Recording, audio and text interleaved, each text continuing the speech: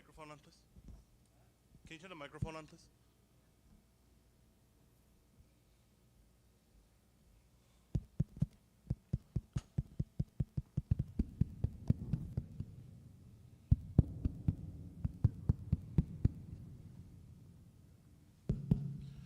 بسم الله الرحمن الرحيم الحمد لله رب العالمين والصلاة والسلام على رسوله الكريم وعلى آله وصحبه وسلم تسليما كثيرا. So, very quick recap before moving on to today's lesson, inshallah. So we discussed a few ayat last time of when Yusuf alayhi salam had been put into jail, okay? And the most important aspect of last week's class was what? He was speaking to two other people and they gave him a dream.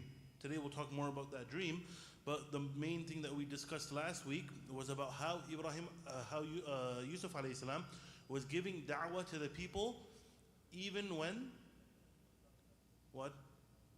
Even when he was in jail. So, what did he say? He said, إِنِّي تَرَكْتُ مِلَّةَ قَوْمٍ لَا يُؤْمِنُونَ بِاللَّهِ وَهُمْ بِالْآخِرَةِ هُمْ كَافِرُونَ. Assalamu alaikum. Alayhi salam. Welcome back. He said, إِنِّي تَرَكْتُ مِلَّةَ قَوْمٍ لَا يُؤْمِنُونَ بِاللَّهِ وَهُمْ بِالْآخِرَةِ هُمْ كَافِرُونَ. Meaning, I have foregone, or I see the way that they are worshiping other things, and I have left that in that. I have left it in the sense I used to do it, but I have left, like, I see it over there and I ignore it and I'm moving in the other direction. The path of those who worship, who do not believe in Allah, and those who do not believe in the hereafter. That was what we call in Aqidah an-nafi.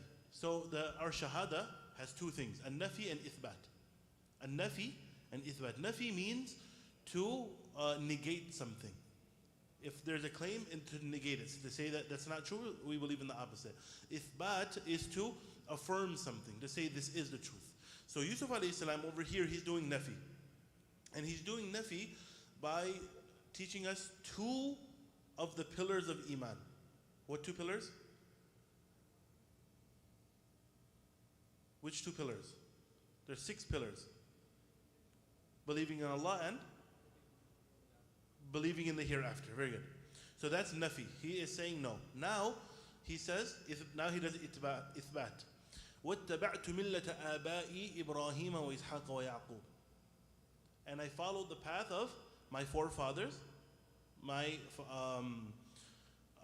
Ibrahim, Ishaq, and Yaqub.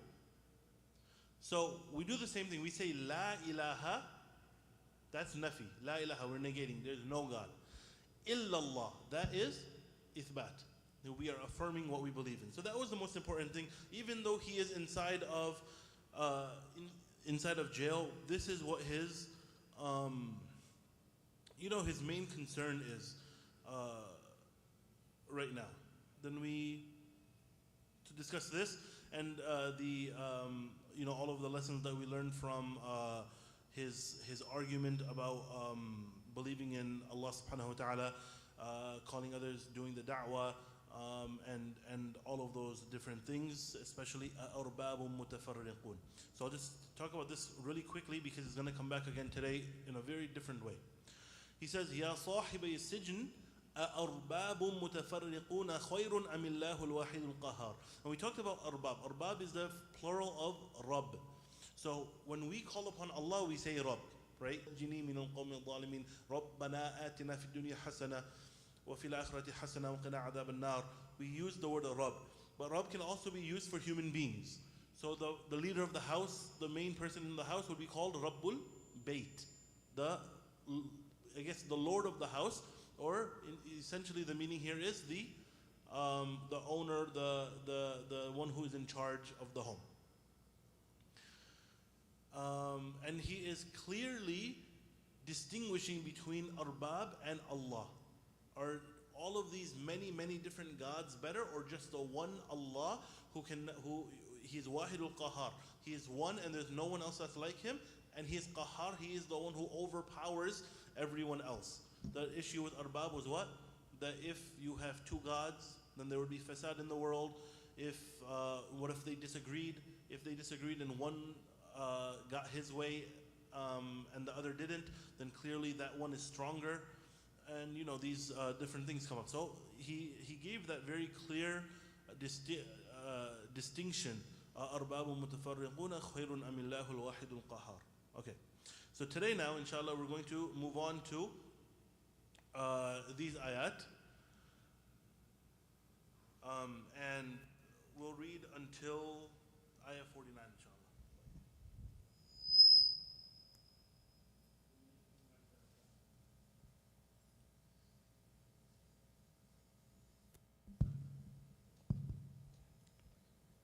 أعوذ بالله من الشيطان الرجيم.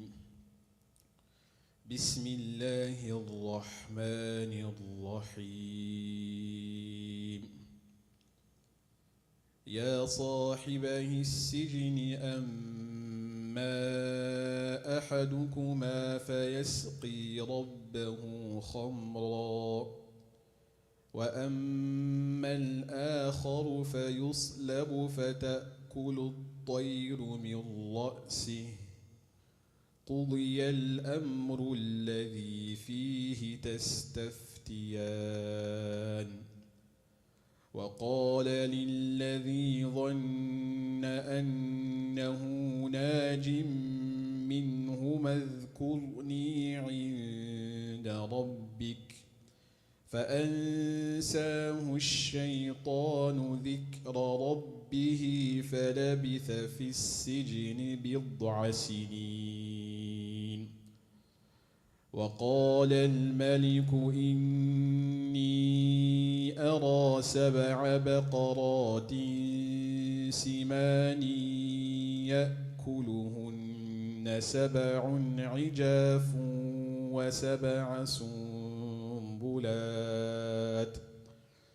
وسبع سنبلات خضر وأخر يابسات. يا أيها الملأ أفتوني في رؤياي إن كنتم للرؤيا تعبرون. قالوا أضغاث أحلام وما نحن بتأويل الأحلام بعالمين. وقال الذي نجا منهما وادكر بعد أمة أنا أنبئكم بتأويله فأرسلون. يوسف أيها الصديق أفتنا في 7 بقرات سمان يأكلهن 7 عجاف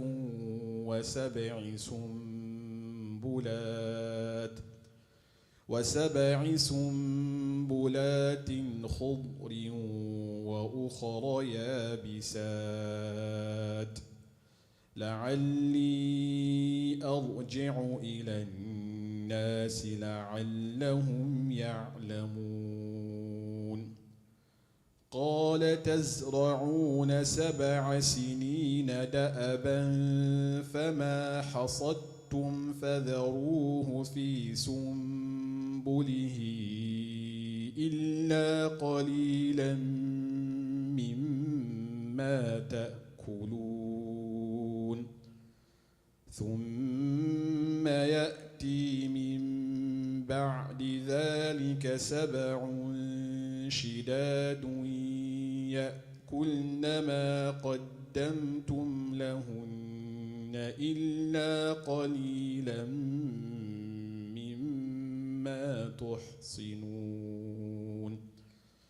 ثم يأتي من بعد ذلك 7 شداد يأكلن ما قدمتم لهن ثم يأتي من بعد ذلك 7 شداد يأكلن ما قدمتم لهن إلا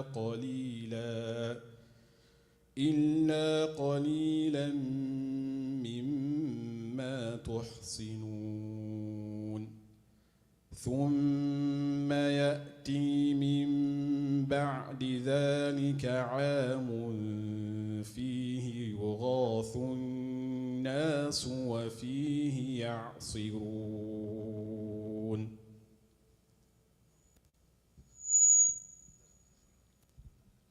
بسم الله الرحمن الرحيم الحمد لله رب العالمين والصلاة والسلام على رسوله الكريم وعلى آله وصحبه وسلم تسليما كثيرا.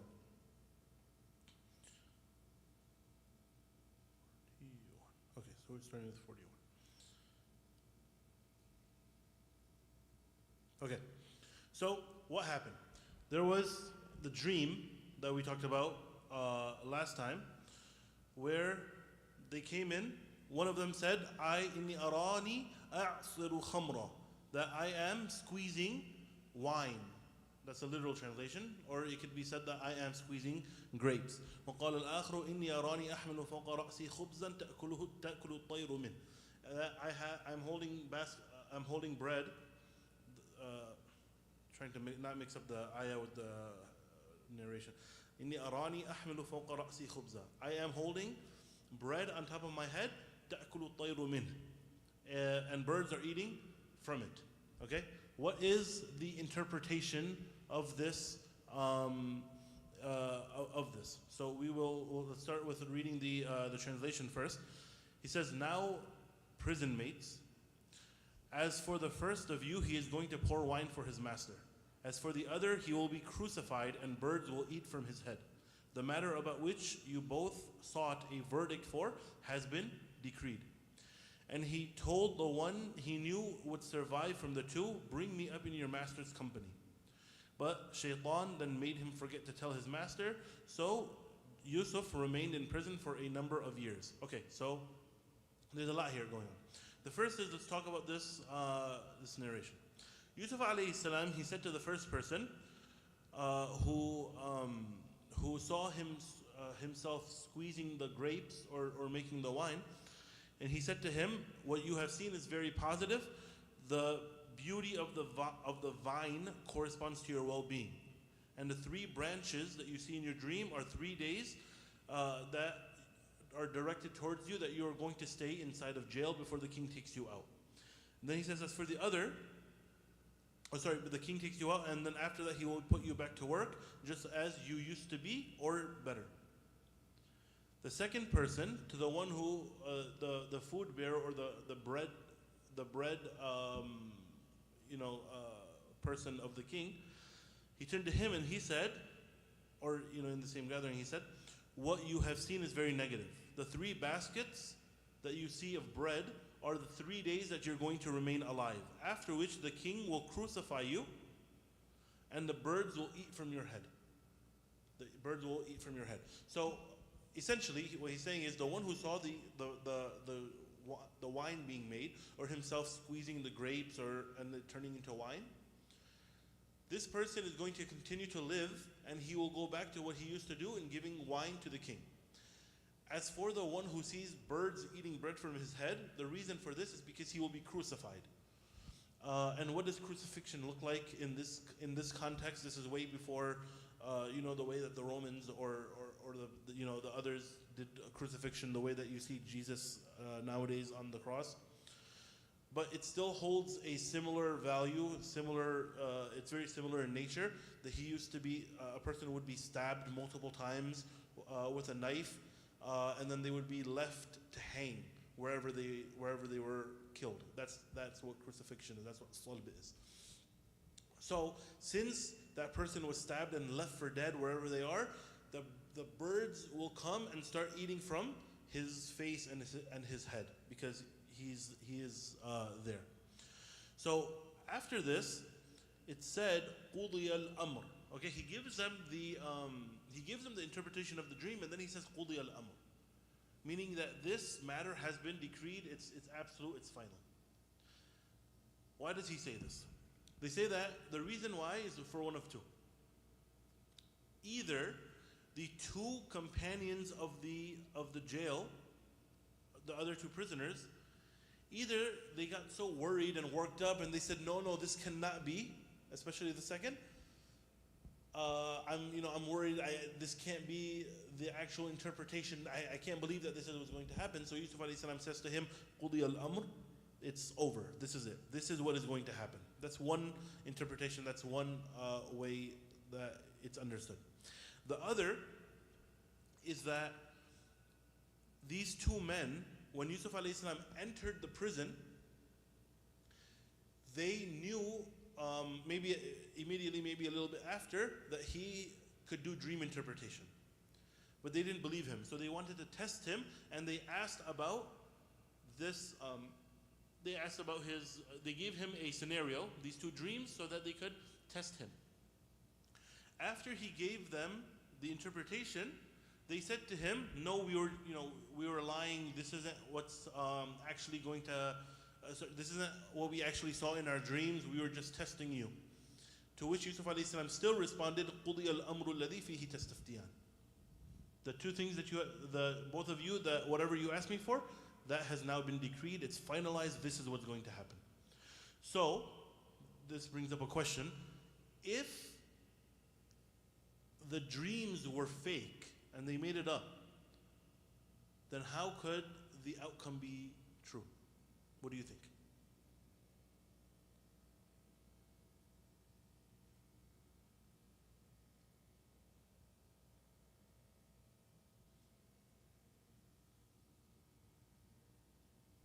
What do you think?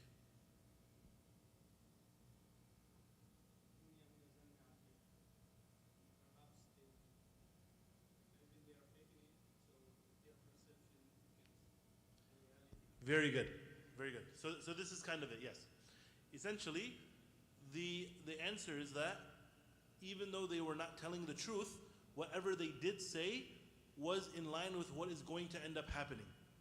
So Allah subhanahu wa ta'ala gave him ilham at that time to interpret what is going to end up happening to them. So whether they saw the dream or not is irrelevant. Allah subhanahu wa ta'ala gave him the knowledge that he needed to know about what the fate of these two people were going to be. Okay. Yusuf's mannerisms, number 2. What do we learn about Yusuf alayhi salam's mannerisms here? He says, "Ya sahibay sijn." Even though, they are in prison, he hasn't known them for a very long time, he calls them his sahaba or sahibi, showing that close connection, close relationship. And he did that before too, when he started to give the da'wah to them.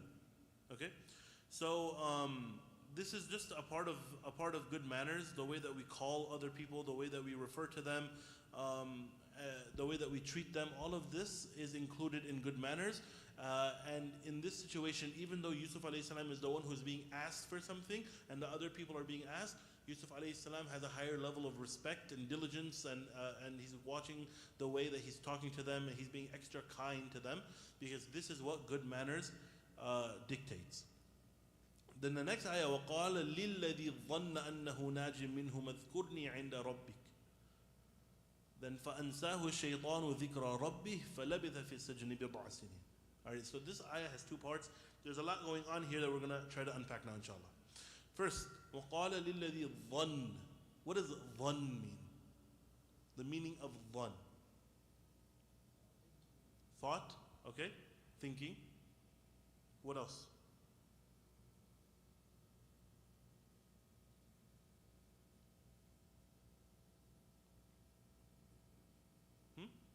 Assumption, okay?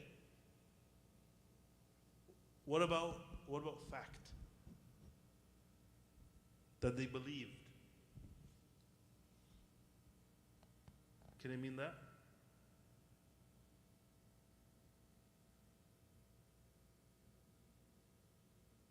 What is an ayah where dhann makes you think of assumption?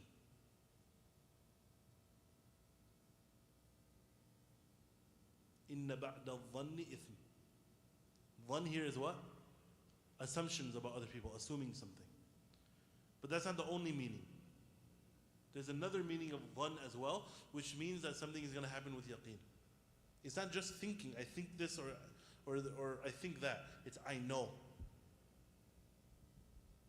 Which ayah shows us this?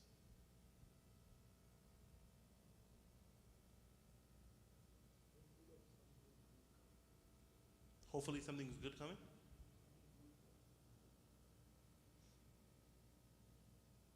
What is an ayah in the Quran that teaches us that dhann means more? It means to know something with conviction, with certainty.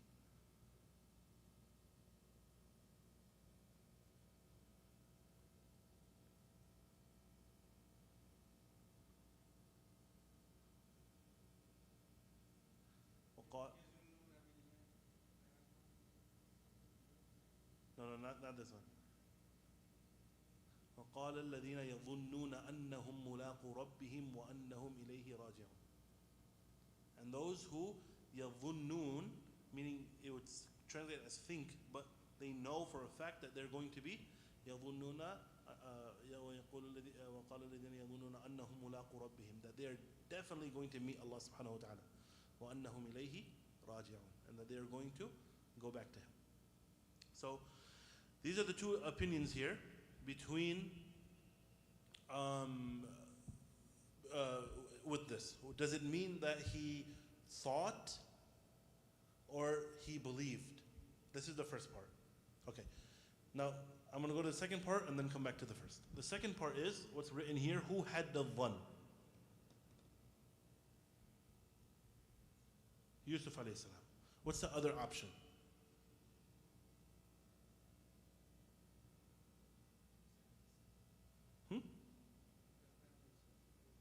The companions of the prison.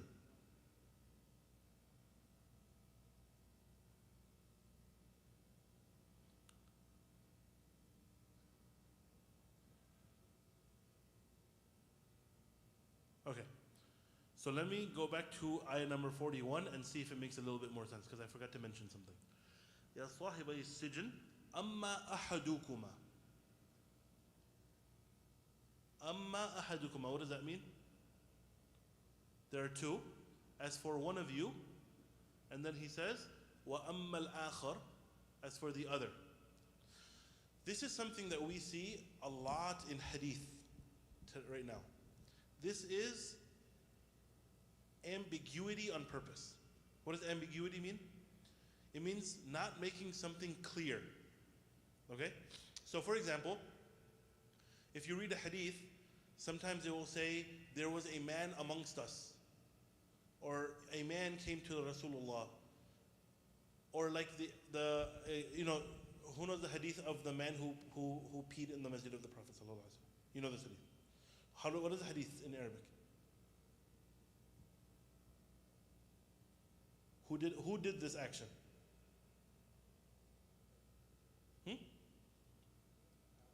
A'rabi.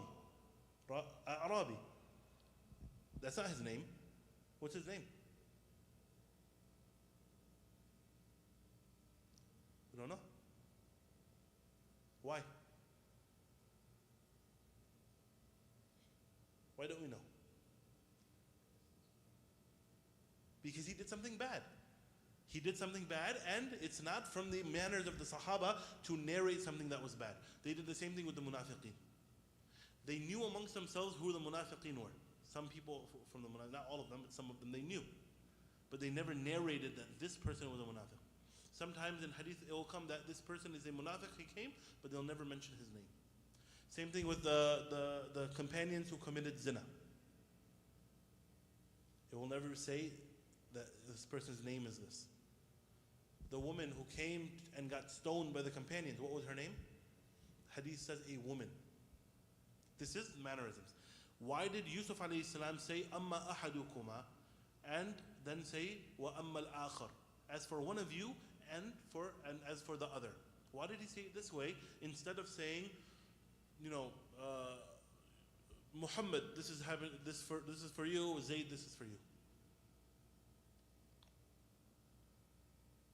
Why? Manners, but why? What would be bad manners?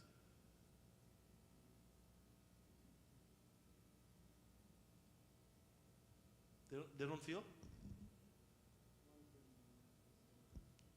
Exactly. One of them is going to die.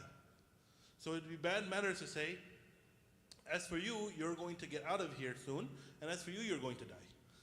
That's bad manners, right? That's bad manners. So he said, as for one of you, this is what's going to happen. As for the other of you, this is what's going to happen. This is what good manners is. Okay.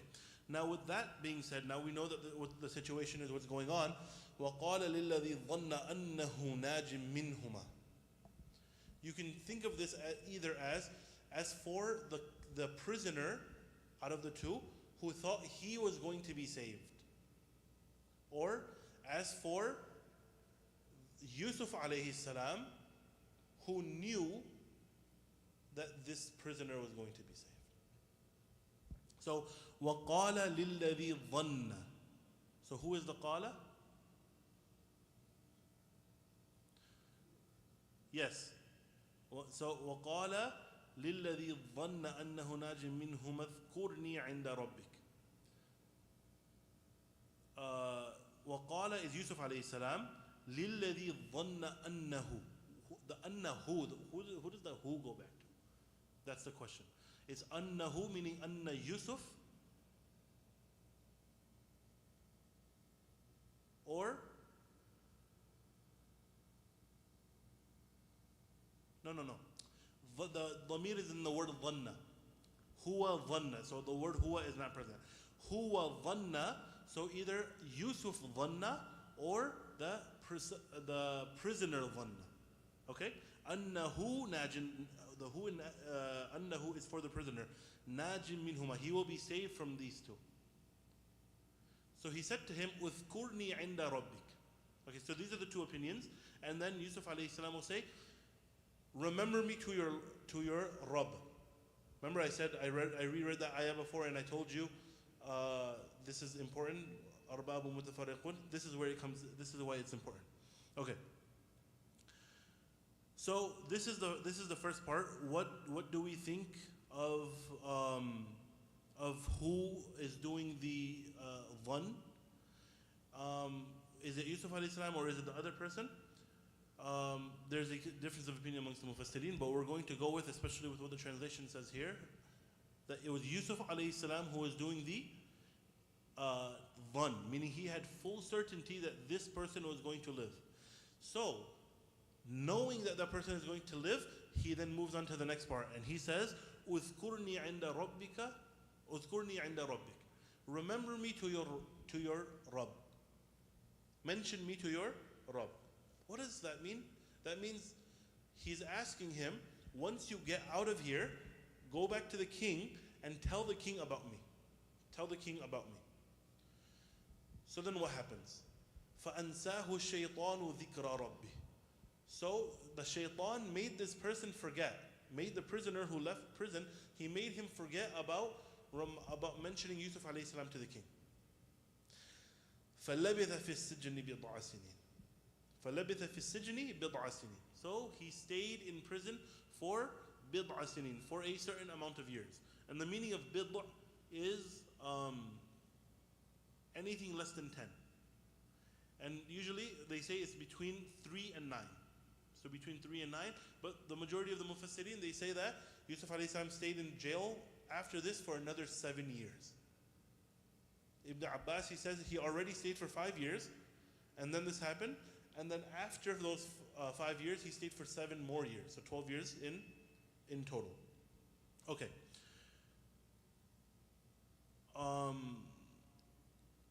اذكرني عند ربك فأنساه الشيطان ذكر ربي. So shaitan made him forget. Shaitan made who forget?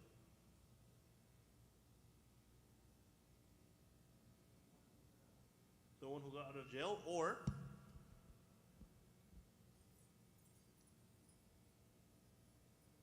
who?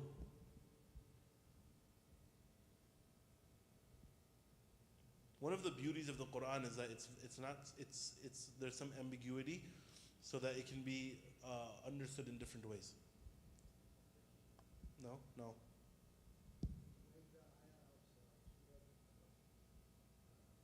Yes, I'm going to come there. Yes. فأنساه. So either the prisoner or who? Yusuf alayhi salam. How is that? Okay, let's discuss that. Imam al-Razi, he brings in such an interesting argument here. Very, very interesting argument. He says, فَأَنْسَاهُ الشَّيْطَانُ ذِكْرَ رَبِّهِ. He says there's two opinions here for who this could be. Either what is well known and amongst people, this is what's well known, is that Yusuf alayhi salam told the prisoner, mention me to your Lord, and then he left the jail, and then he forgot about Yusuf alayhi salam, and he didn't say anything to the king. That's one opinion. The other is that it was Yusuf alayhi salam who forgot to mention Allah. Oh, and we're getting there. So this happens in Kahf. The Prophet ﷺ didn't say inshallah, so Allah subhanahu wa ta'ala, he was one of the reasons why Kahf was sent down. Yes. Here, Imam al-Razi, he says, what is most probable is that Yusuf alayhi salam just finished speaking about giving da'wah, talking about how many gods there are. Okay? And he said, أَأَرْبَابٌ مُتَفَرِّقُونَ خَيْرٌ أَمِ اللَّهُ الْوَاحِدُ الْقَهَّارُ. Are many gods better or just one? And then right after he finishes that, he goes back and then he says, أُذْكُرْنِي عِنْدَ رَبِّكَ. Mention me to your Lord. Now this Rabb and that Rabb are not the same. Right? It's not, and we don't believe in them in the same way either. This means your king, the other one means the one who created you, right? The one who takes care of you, the one who nurtures you, gives you food and drink and all of that. But he says that the fact that he used the word Rabbik is a problem in and of itself. Because of why?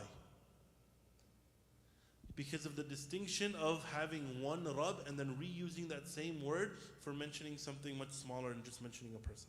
That's one thing. The second thing he mentions about this is فَلَبِثَ فِي السِّجْنِ بِضْعَ سِنِينَ. So he stayed in jail for a few more years. Why did he stay in jail for a few more years?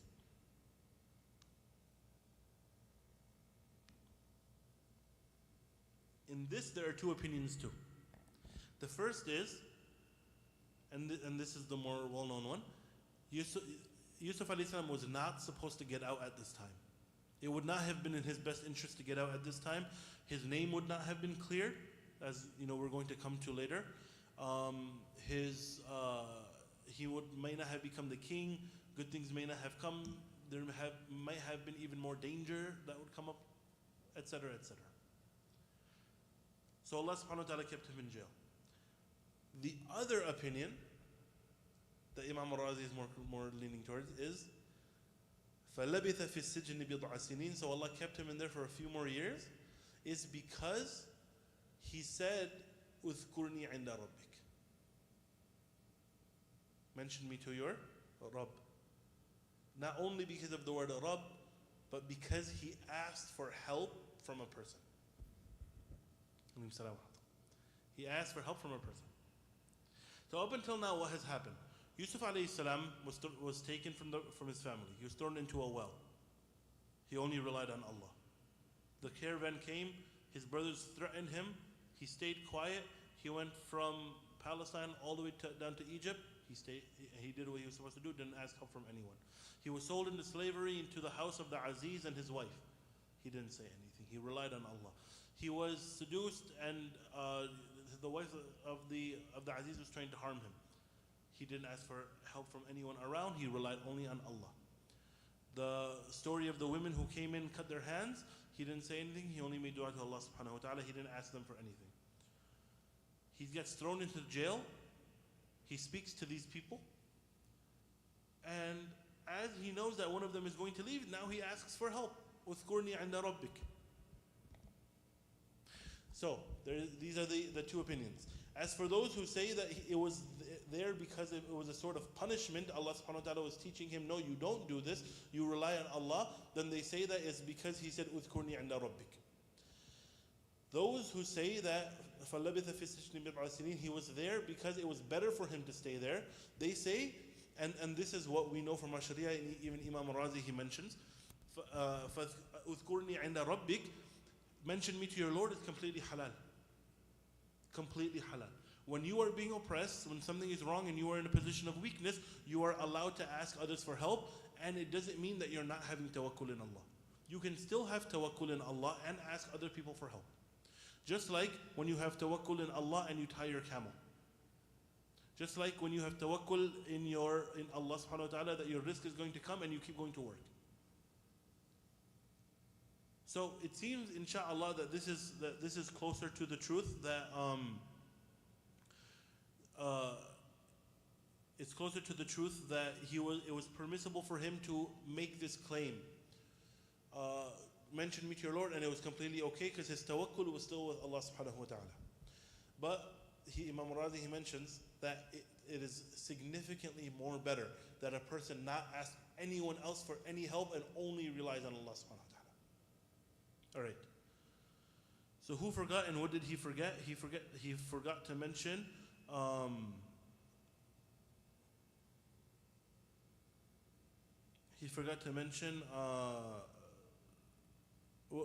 we're going to go with. I gave you all of the information, but let me go back one more time and just give you the what we're going with. وَقَالَ الَّذِي ظَنَّ أَنَّهُ نَاجٍ مِّنْهُمَا.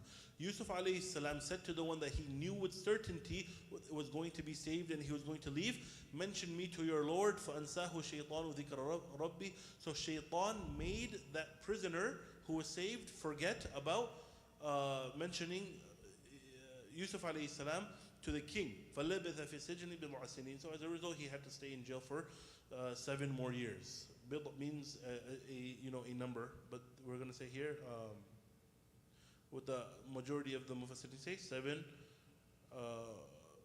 more years. Okay.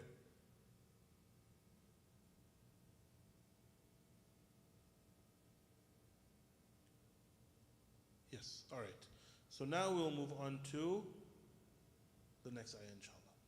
وقال الملك إني أرى 7 بقرات سمان يأكلهن 7 عجاف و7 سنبلات خضر وأخرى يابسات يا أيها الملأ أفتوني في رؤياي إن كنتم للرؤيا تعبرون.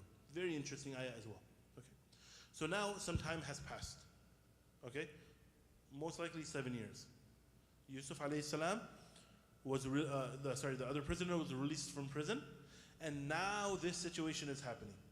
So there is a time lapse again. So 7 more years into the future. He says what? وَقَالَ الْمَلِكُ إِنِّي أَرَى 7 بَقَرَاتٍ. The king, he said,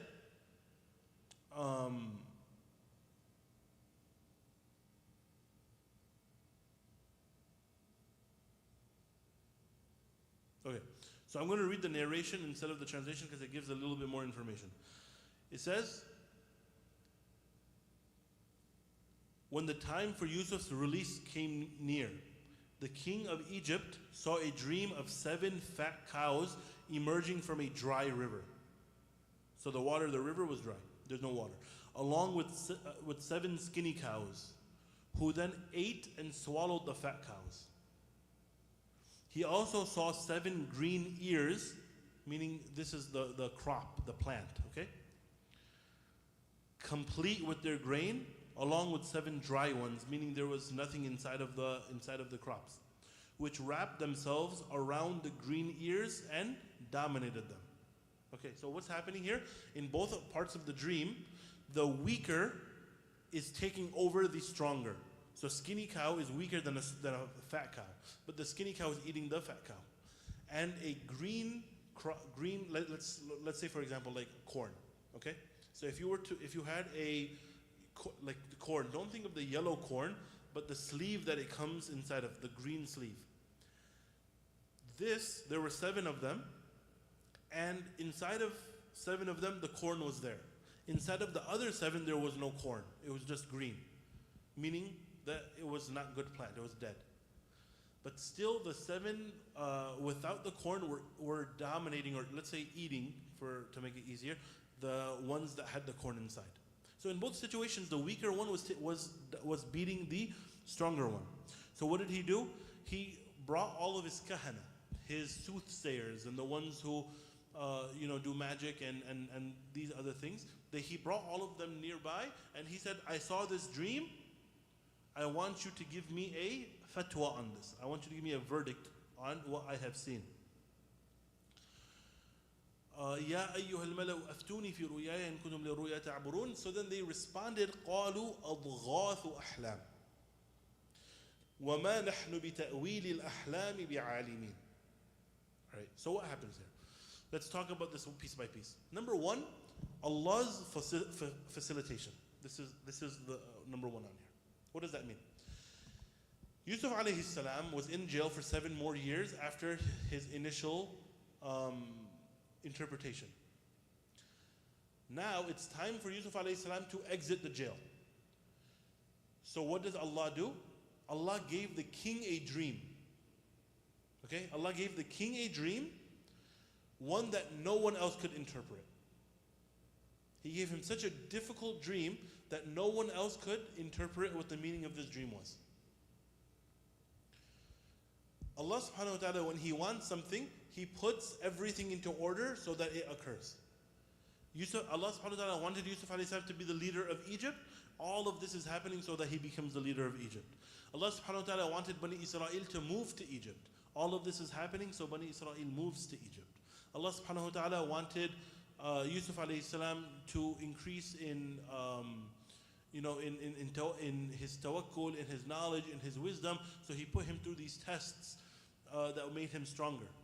Every part He kept him safe, and He tested him and He gave him blessings. All of this happened. Allah subhanahu wa ta'ala was in control the entire time. At this point now, He brings all of these kahana together, and He asks them, I have this I have this problem. I see this and I know that this dream means something. I need you to tell me what the dream means. But none of them are smart enough to figure out what the dream means. Okay, so I'm going to pause there for a second and then I'll come back to that afterwards. Allah subhanahu wa ta'ala, He mentioned some very interesting words here. One of them is ijaf. The word ijaf sounds like siman. Siman, ijaf. Okay, in Arabic you call it the wazn, so it kind of rhymes. Siman, ijaf. They sound the same. Ijaf doesn't come from, ijaf is not what you would normally put a word that is like this on that wazn. So the word is ajaf and ajfa, and this word would turn into something else if it was any other word. But this masdar ijaf is purposely put there by the Arabs because it rhymes with siman. So it would be, something else normally, but it was changed just because it is the opposite of the word siman. So they made it like this so that they would rhyme. Siman means skinny, ijaf means fat. Siman means fat, ijaf means skinny. وَسَبَعَ السُّنْبُلَاتِ Sumbul is the grain, right? Like I mentioned, if you want to think about the crop, then the distinction here is about what is inside of the crop. And when Yusuf alayhi salam will later on explain this, this will matter because he tells them to leave the food inside of the crops. So if you want to think about it, this is the best way I can picture it, because like I said before, I'm not very good with vegetables. So you take the corn inside of the green sleeve, and you would take bits and pieces of the corn out, but you wouldn't take the entire thing out and take all of the individual pieces of the corn out. Okay? Does that make sense? All right. That's ijaf, sumbul. Then he says lirru'ya.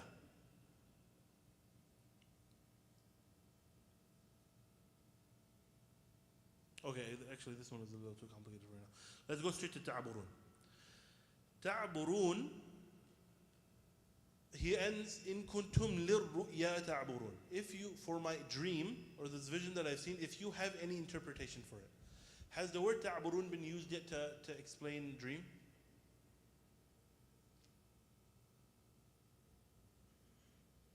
in the surah. What is dream interpretation? It came twice in the surah already. Well, how was it described? How is it said in Arabic?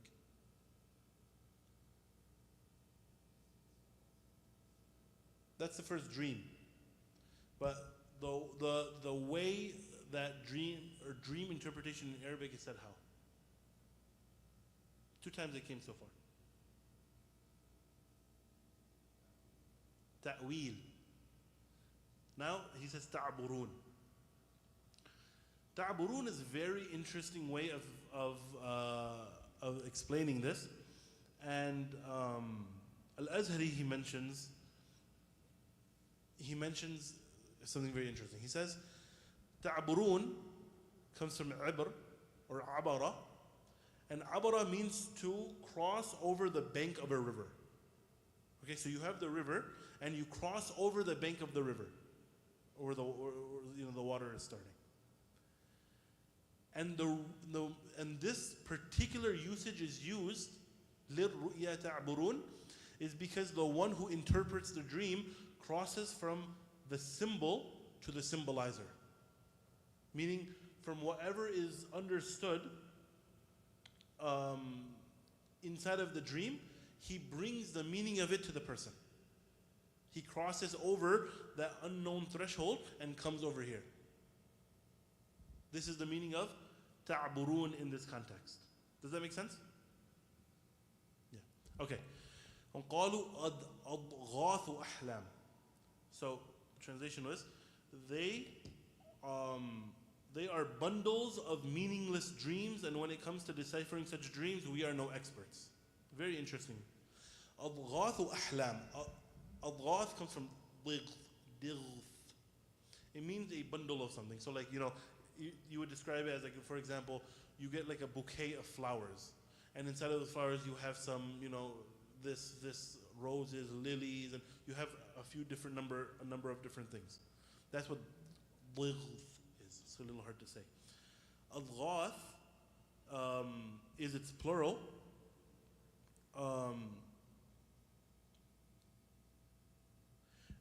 And this is the word that is used when these certain plants, they stand tall and then they grow. So there's a great variety of them. So what they're saying is, this ahlam, these dreams, are bundled together, and there's so many of them, they make no sense. They make no sense. وَمَا نَحْنُ بِتَأْوِيلِ الْأَحْلَامِ بِعَالِمِينَ. We just don't know what they mean. We are not experts in this particular thing. If you're paying attention here, how does the king describe the dream, and how do the kahana describe the dream? What does the king say? Ru'ya. And what do the kahana say? Adghath ahlam. What is the difference here? Because they're talking about the same thing, but they're describing it as 2 different things. The king, he sees that there's value in whatever he's talking about. But the other people, they don't see any value in this. The other people, they see no value. So they bring it down. They don't care for it. Even though someone else cares for it, they don't care for it, so they're bringing it down. That's one thing. The second is that they, by their own admittance, they're saying, we're not experts in this. We don't know the answer. But instead of just saying we don't know, we should go to someone else, they bring the stature of the dreams lower, because this is what ignorant people do. People who don't know, people who are ignorant, but they can't accept their ignorance and they don't want to be seen as less knowledgeable or stupid, then they make things up, or they bring other people down. This is very similar to the concept of character assassination. So when we go through, I think inshallah at some point we'll go over the story of Musa alayhi salam. In Musa's story, the way that Fir'aun talks to Musa alayhi salam has so many times character assassination. Musa alayhi salam, he brings in, I believe this, and Allah is like this, and I'm calling you to Islam. But then he'll say, okay, what is a God? He'll say,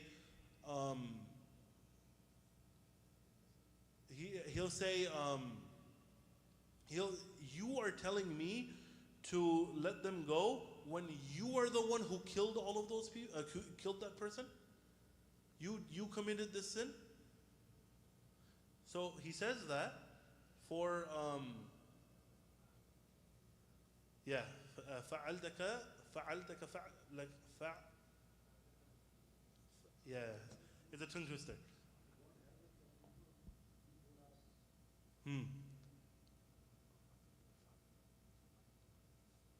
Yes, we need to have this man back. So what was I going with that?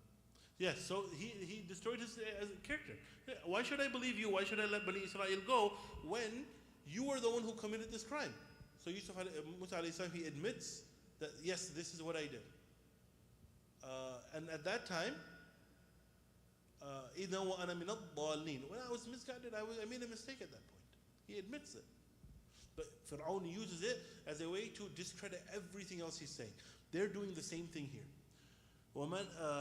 قَالُوا أَضْغَاثُ أَحْلَامٍ. This is a bundle of nonsense. What you're saying is this is nonsense, forget about it, don't worry about it. Why do they say it? Because they don't know the answer. They don't know the answer. So instead of saying this is an important dream, I see that you care about this, but because they themselves don't have an answer for it, they don't want to give value to the king's dream. All right. Number 3, the Quranic miracle. Allah subhanahu wa ta'ala, he says, وَقَالَ الْمَلِكِ. وَقَالَ الْمَلِكِ. So at this time, there were two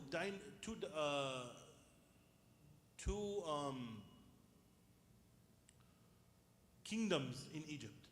One was in the northern and the other was in the southern. Okay? Yusuf alayhi salam was in the northern part.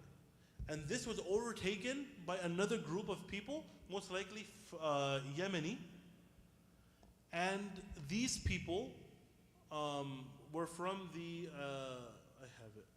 they're from the Hyksos dynasty. These people used to call their leaders king. They used to call their leaders Malik, king. But in the south, the original Egyptians, they used to call their leaders what? Pharaoh. Allah subhanahu wa ta'ala makes the distinction here, وَقَالَ الْمَلِكِ. The king said. But the Bible, when talking about Yusuf alayhi salam, repeatedly says Pharaoh. Repeatedly says Pharaoh. But they wouldn't come and take over the northern part of Egypt for so many years after this. So this is actually a miracle that Allah subhanahu wa ta'ala is giving us because the Prophet sallallahu alaihi wasallam, there's no way that he could have known the distinction between when one dynasty started and the other ended, because this was thousands of years before the Prophet sallallahu alaihi wasallam. All right.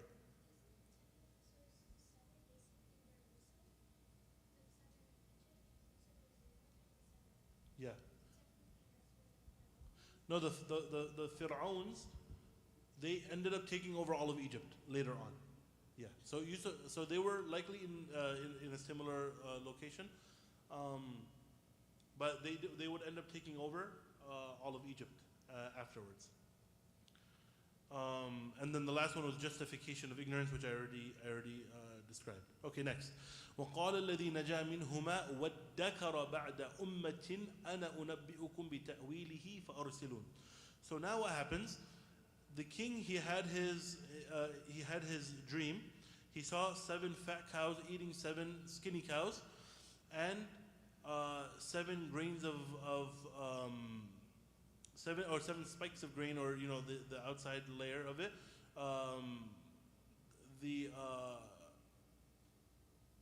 Saw the let me just read it. 7 green spikes of grain with others dried up. Okay, but the ones that were yabis, the ones that were dry, were eating the ones that were green. So after this, he asked his people for the fatwa, for the interpretation of the dream, and then they said, we can't do this. Now another person was there during this time. Someone who was working with the king. This was who? The prisoner who was released. So he says, وَقَالَ الَّذِي نَجَا مِنْهُمَا. Out of the 2 people who was freed.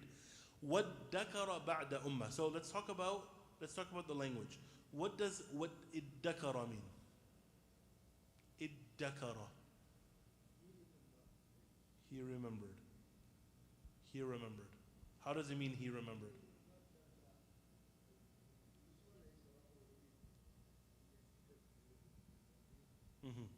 How does waddakara mean remember?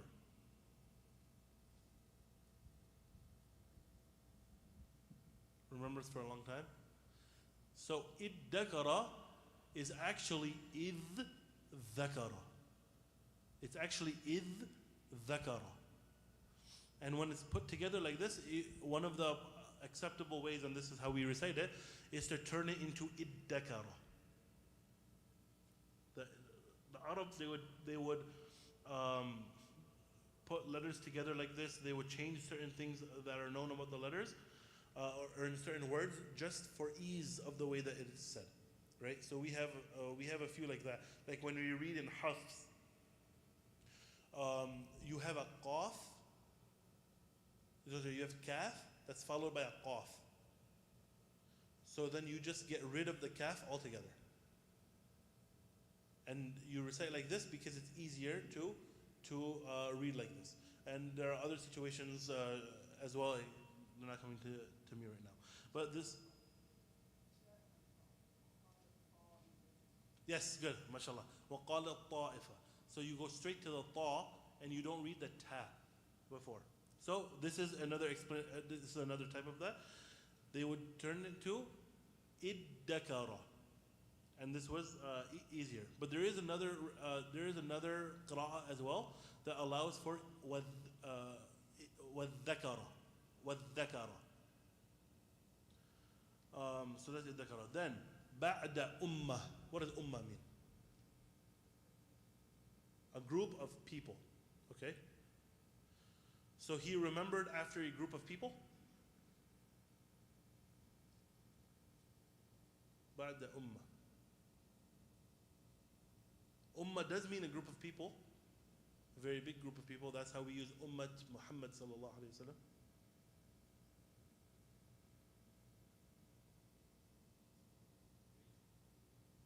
A narration? A duration of time.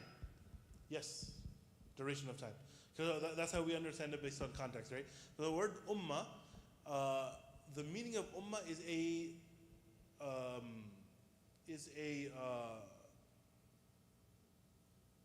like a jam' of a lot of one thing. A jam', not combination, but like having a great number of something. That's what ummah is. An ummah in terms of the way that we use ummah, like the ummah of the Prophet sallallahu alaihi wasallam. This ummah, it means a group of a lot of people. A group of a lot of people. Ummah in this sense means a lot of time. A great deal of a time, like a collection of like many days. It's a collection. I think collection is the best word. It's a collection of something. Ummah means a collection of a lot of people. Ummah in time means a collection of a lot of days or a lot of times. وَالذَّكَرَ بَعْدَ أُمَّةٍ أَنَا أُنَبِّئُكُمْ بِتَأْوِيلِ. So we talked about this. What is the ummah here? How long? About 7 years. About 7 years. So it means that he remembered after a long time. Okay, وَالذَّكَرَ بَعْدَ أُمَّةٍ. He remembered after a long time. أَنَا أُنَبِّئُكُمْ بِتَأْوِيلِهِ فَأَرْسِلُونَ. I will tell you, I'll give you the interpretation of this. فَأَرْسِلُونَ. So send me on my way. Let me go and I'll find the answer out for you. Now, quick question before we go. فَأَرْسِلُونَ. It starts off وَقَالَ الَّذِي. One person, he said something. We're talking about the prisoner that was saved. But then at the end he says فَأَرْسِلُونَ. Who is he talking to? When you say فَأَرْسِلُونَ in Arabic, how many people are being referenced? Multiple people. So you are speaking to a group of people, 3 or more people. That's what فَأَرْسِلُونَ means. So who is he talking to? The king? That's one person. MashaAllah. MashaAllah. So that's one opinion. It was out of,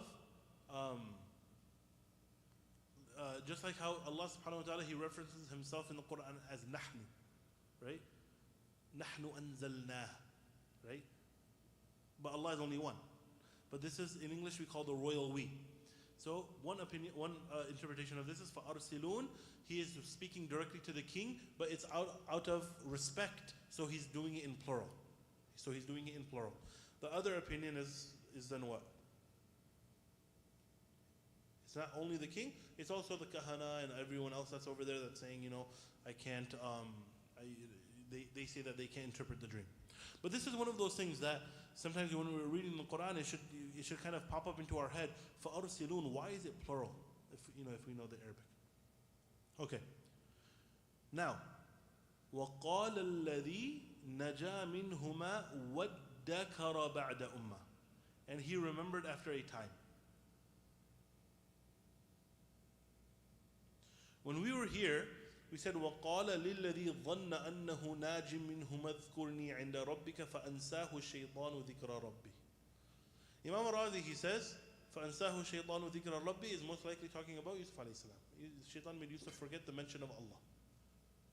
But then there's khilaf. So the other opinion is what? That it was the prisoner who forgot to mention Yusuf alayhi salam to the king. If you read this ayah, وَقَالَ الَّذِي نَجَا مِنْهُمَا وَادَّكَرَ بَعْدَ أُمَّةٍ, doesn't that make you think that it was the prisoner who forgot? Yeah. But Imam al-Razi, he knew the Quran. He wrote a tafsir, right? So he would have come across this ayah and thought about the same thing. What do you think the other interpretation is, if you were to think?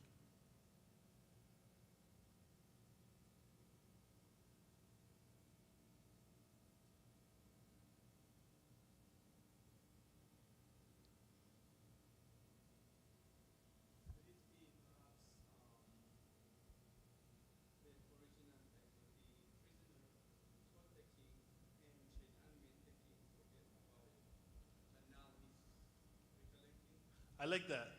I like the idea. That's a very good guess. But وَقَالَ الَّذِي نَجَا مِنْهُمَا. So it has to be the one who's saying this. وَادَّكَرَ بَعْدَ أُمَّةٍ. The dhamir has to go back to the same person. And the king wasn't in prison. So it wouldn't be the king who remembered. What is the other possible interpretation?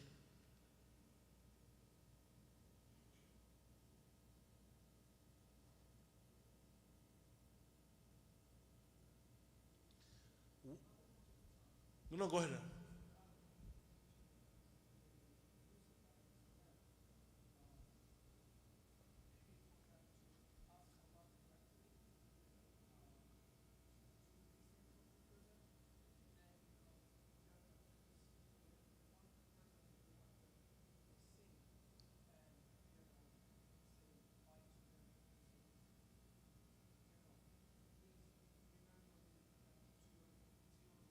Yeah. Okay. Okay. So it's still talking about Yusuf alayhi salam, and he would remember later on. Okay. What dhakara means dhikr, right? Udhkur. Dhakara yadhkur. When Allah subhanahu wa ta'ala, He says wadhkur in the Quran, many different times in many different places, what is it talking about? What is Allah talking about? Or what does Allah mean here? Let's, for example.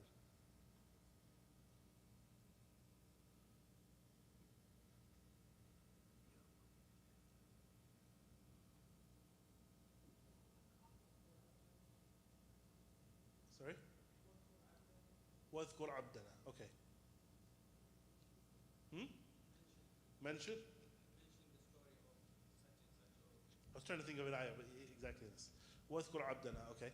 وَاذْكُرْ or وَاذْكُرْ رَبُّكَ.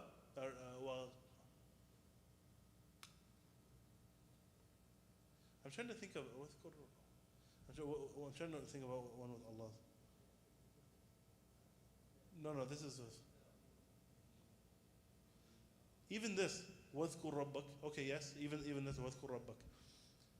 If you were to say وَاذْكُرْ رَبَّكَ, does it mean to remember Allah? To make dhikr. What does dhikr mean? To speak or to? Remember or? No, not remember. Mention. Mention. Remembering means you forgot something. Remembering means you forgot something. Mention means that you didn't forget something, you're just mentioning. So dhikr with Allah subhanahu wa ta'ala is remembrance of Allah, that's how it's translated, but it means mentioning of Allah subhanahu wa ta'ala. Sometimes you do forget Allah and you have to remember, okay? In your day-to-day life you might forget about Allah that you remember, okay. But other times if you're already remembering, you already know about Allah in your mind, and then you remember Allah, you do dhikr, you're not remembering because you didn't forget, you're mentioning. This is the same way that the word works in Arabic. Sometimes it's used for remembering, sometimes it's used for mentioning. So the other opinion is, what dakara ba'da ummah is not that he forgot. He never forgot. Yusuf alayhi salam, this is the other opinion, Yusuf forgot to mention Allah in the first ayah. Okay? But here, what dakara ba'da ummah is that he mentioned Yusuf alayhi salam after a long time, after 7 years. Why did he wait so long? What do you think? Why do you think he waited so long?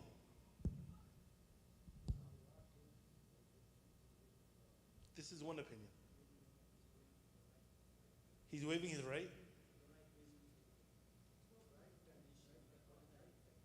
He's waiting for the right time. He's waiting for the right time. Okay, this is, I remember, this is actually a little funny, but I'm sure for him it was probably scary. You come out of jail. You were in jail for what reason? You remember? Why was he in jail? He was there's two people that were put in jail. They were both accused of trying to poison the king to kill him. He stayed in jail for a long time. And after the dream was interpreted, 3 days later he was released and the other one was killed. So he comes out of jail and listens to Yusuf alayhi salam and says what? Hey king, you remember when you put me in jail for trying to kill you? Well, when I was in jail, I met someone that he's very smart and he's very good at dream interpretation. Is that what he would have said? You know? So the other opinion that says it was Yusuf who forgot says what dakara ba'da ummah is in reference to to mentioning Yusuf alayhi salam, not remembering Yusuf alayhi salam. Yes. So these are the two things. But of course, if you're going to leave from here with an understanding of the story, you should leave with Yusuf alayhi salam is the one who had certainty that the other person was going to be saved.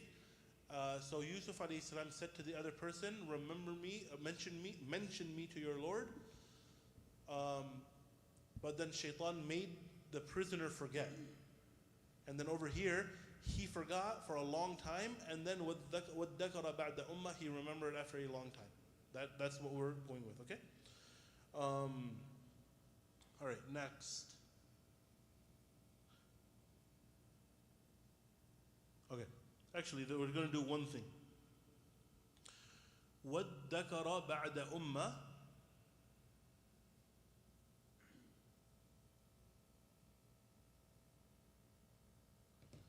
is a very long time. What did we say? We said Yusuf alayhi salam was in jail for at least 5 years, around 5 years, and then he interpreted the dream of these two people, and then what happened? He had to stay for 7 more years. He had to stay for 7 more years. One of the important things about tafsir, or just really having that connection with the Quran and reflecting upon it, is to try to put ourselves into the shoes of the person, whoever the story is about, so that we can really understand it and take a lesson for ourselves. We read before bid'a sinin for a number of years, and now we're reading ba'da ummah, but the concept of time itself sometimes is forgotten to us, or we're not completely aware of time. Like for this class, we've already been talking for more than 1 hour, but maybe it doesn't feel like an hour. For me, it doesn't feel like an hour. Maybe for you, it feels like 10, 15 hours. So here's an activity we're just going to do. It's going to only take 1 minute. No one should be on their phone. just going to look around, and for 1 minute, we're not going to say anything, we're not going to do anything. For 1 minute. Okay? I'm going to start the timer right now, and let's see what that 1 minute feels like.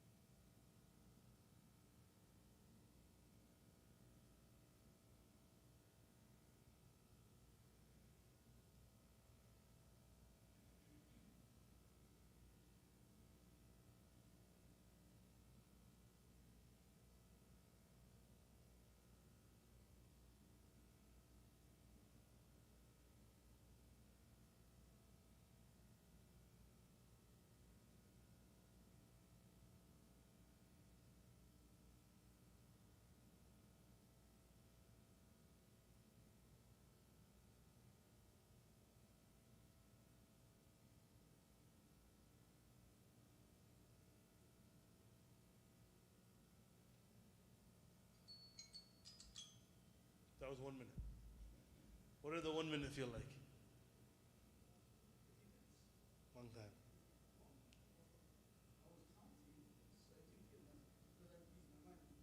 Yeah. Yeah, so you're supposed to do nothing. That it feels long. It feels long. That was just 1 minute. There's 60 minutes in an hour. There's 24 hours in a day, right? There's 365 days in a year. He stayed for 7 years like this. 7 years where time was going. That slowly, he didn't have things to do. He was in jail. So this is one of those things. It's very important for us to try to put ourselves into the shoes of the stories, the people's story of whoever we're reading in the Quran, so that we can get even closer to them in this regard. And then he ends off here. Yusuf, he comes to him. Yusuf, ayyuha as-siddiq, aftina fi, and then he mentions the ru'ya, the dream. في 7 بقرات سمان يأكلهن 7 عجاف و7 سنبلات خضر وأخر يابسات لعلي أرجع إلى الناس لعلهم يعلمون. Yusuf, you are a man of truth. أيها الصديق. The meaning of Siddiq is someone who is truthful and affirms the truth, knows the truth and affirms the truth. أفتنا في, give us this, the meaning of this dream. Okay? And then he says the dream exactly the way that the king said it. Because this is very important in 2 ways. One is, when you are interpreting a dream, or you want a dream to be interpreted to you, you have to say exactly what happened, because the smallest change in the wording could change the entire interpretation. The second is, whenever you go to someone to ask a question, the same rule applies. So if you're going to go to an imam, you're going to go to a sheikh, you're going to go to someone to ask a question, and you have a particular question in mind, then you ask the question exactly how you have it in your mind, or exactly that pertains to the situation. Because if you leave out a detail or you give too much wrong information, then the outcome, the hukam, is going to be different. So this is important. Okay. In this ayah, we learn some more of Yusuf alayhi salam's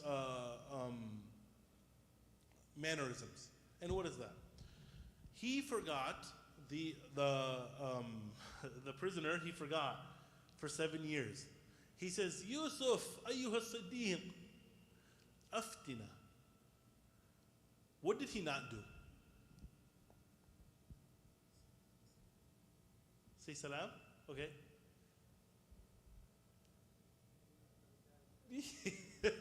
He didn't apologize. 7 years went by. 7 years went by. Yusuf alayhi salam had to stay in jail for all of that extra time. He didn't apologize for forgetting. Now he's coming back to ask for a favor. He's coming back to ask for a favor. Yusuf alayhi salam, what's the first thing he does? Does he say, I gave you one job. I gave you one job and you couldn't do that? Did he say that? No. Did he Did he say you're forgetful, you do nothing right? Did he say any of these things? No, we're going to come to the next ayah. It's going to show us. No, he doesn't say any of that stuff. He answers the question. These are good manners. Same thing with Musa alayhi salam. Same thing happens with Musa alayhi salam so long after this. Musa alayhi salam is one day with his, in Surah Al-Kahf, he's with his ghulam, Yusha. And he has one job: watch the fish. Don't let the fish out of your sight. His one job. They finally, dock the boat. Musa alayhi salam says, "Okay, come bring me the fish." And what does he say? He said, "I'm so sorry, it jumped out of the boat all the way back there somewhere." So Musa alayhi salam, he didn't reprimand him. He didn't say you had one job. You're so stupid, can't you do anything right? None of this stuff, no.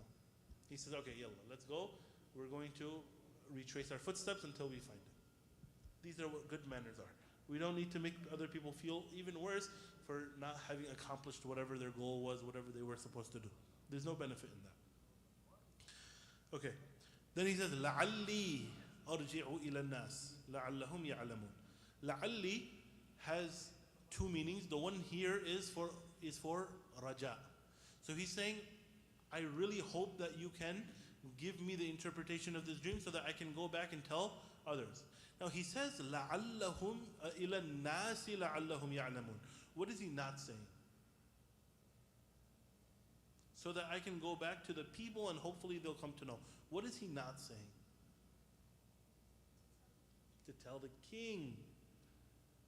He's not saying, I am here for a very specific job from the king, which you asked me to mention your name to, and he saw this dream and I want to get the interpretation for the king. He doesn't say any of that. He says, I want to tell the people so that they come to know. Why? He wants to get the credit. He wants to get the credit. So he doesn't tell Yusuf alayhi salam the real reason why. How does Yusuf alayhi salam react? How much time do we have? 10 minutes. Okay, we're almost done. I think we can finish this. قال تزرعون 7 سنين الدأب فما حصدتم فذروه في سنبله إلا قليلا مما تأكلون ثم يأتي من بعد ذلك 7 شداد يأكلن ما قدمتم لهن إلا قليلا مما تحصنون. Very powerful. He gives him the explanation. He gives him the breakdown of what is going to happen with the interpretation of the dream is. He says, you will plant very carefully, very diligently, consistently, it's not mentioned here, but consistently for 7 years. And whatever you harvest, you are going to leave it aside inside of the plant. Remember we talked about the corn? Inside of the corn. You're going to, inside of the sleeve, inside of the green part. You're going to leave it inside of there. Except the small amount that you're going to eat. So you have the whole grain of the corn, you leave the entire thing inside and you take bits and pieces out, however much you want to eat. Why? Why do you do this? Because if you take the whole thing out, it might spoil. It might spoil. But keeping it inside of the grain, the way that it grows naturally in the ground, this is the way to keep it safe. This is the way to keep it from going bad. So he said to do this. He says, Yusuf alayhi salam, تزرعون. Tazra'un is what kind of a word in the Arabic language? A verb, okay? But this verb is not only a verb, it's actually an amr. This verb is actually an amr, even though it doesn't look like an amr. So Allah subhanahu wa ta'ala, He does this multiple times throughout the Quran. يُرْضِعْنَ أَوْلَادَهُنَّ. This is a command. You're going to nurse your children. يَتَرَبَّصْنَ. Right, for the women who are divorced, then this is how long they're going to stay in their iddah. You are going to remain. This is the meaning of that. So Allah subhanahu wa ta'ala sometimes uses a regular verb, but the meaning of it is, rather the interpretation of it is a present tense verb to show emphasis on how much, how important it is to do this. like how much of a command there is, it's going to happen to the point that it becomes a present tense verb. So قَالَ تَزْرَعُونَ means, it doesn't mean that you are doing this. It means this is your job, this is what you have to do. Okay? And then this is further emphasized, فَذَرُوهُ فِي سُنْبُلِهِ. This is another command. You're going to leave it inside of its sumbul, inside of its, inside of its case. سَبْعَ سِنِينَ دَأَبَ. Da'aba means that you do something, you continue to do something in a constant state. So someone is da'ib if they are doing the same thing over and over again, or something consistently in the, continuously. So he's saying you're going to continue to plant seeds all around everywhere for 7 whole years, and you're only going to eat a very, very little bit. Why? Because the interpretation of the dream is you will have 7 years of good times. 7 years of good times. The land will be fertile, the rain will come, everything is going to be good. Then he says afterwards, ثُمَّ يَأْتِي مِن بَعْدِ ذَلِكَ سَبْعٌ شِدَادٌ. Then you're going to have 7 very hard years. يَأْكُلْنَ مَا قَدَّمْتُمْ لَهُنَّ. You're going to eat whatever you have prepared, whatever you left besides, prepared in advance for them. إِلَّا قَلِيلًا مِمَّا تُحْصِنُونَ. Except for a small amount that you are going to, except for a small amount that you keep protected or keep in a reserve. Okay? Meaning that 7 years are going to be good, fertile years. You're going to have so much extra food. Everything is going to be good. But then the next 7, drought, no rain. The land will not provide any crops. All of it's going to die. Meaning you have to prepare from now in order to survive at that time. He says, مِمَّا تُحْصِنُونَ. The meaning of تُحْصِنُونَ comes from hisn. It means to protect something that is valuable. It means to protect something. So here you have your food, but you're not eating all of it just because you get hungry. You're eating small bits and pieces. And this is what we know of as the cycle of life. This is what Allah subhanahu wa ta'ala teaches us. In the Quran, this is what Allah subhanahu wa ta'ala, this is the sunnah of Allah subhanahu wa ta'ala. When good times come, bad times will follow. If you are in bad times, then good times will come. You will continuously change. If things are good right now, then expect that at some point hardship will come. And if you're in hardship now and things are tough for you now, then know that after a while good will come to you and ease will come to you as well. This is the sunnah of Allah. This is the way that the world works. Okay, so inshallah we'll end off here, and then the last part of the dream will take over from next week. And then what the king says, هذا وصلى الله على نبينا محمد وعلى آله وصحبه وسلم تسليما كثيرا. If you haven't done the survey yet, please do so. You can just take a picture of the QR code, and you can do it. I really need the results, so if you can do them, then I would really appreciate it. It shouldn't take you more than a couple of minutes. And this is not the same as the first one that I gave you like a month ago. This is a new one. I showed it to you last week, and I'm showing it to you this week. So it's a little bit different. The questions are different, but it shouldn't take you more than a couple of minutes. هذا وصلى الله على نبينا محمد وعلى آله وصحبه وسلم تسليما كثيرا.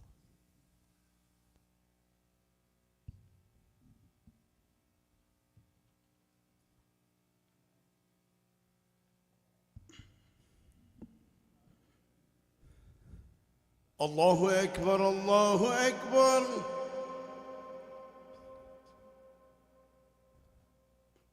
الله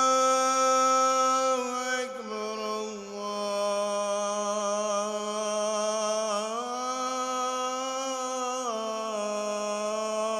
الله أكبر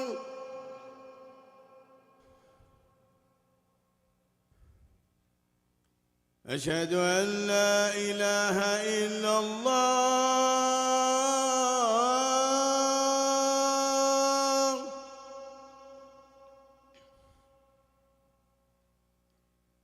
أشهد أن لا إله إلا الله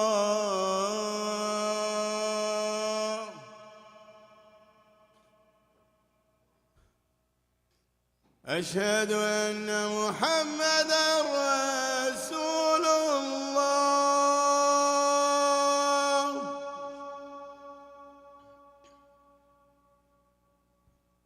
أشهد أن محمدا رسول الله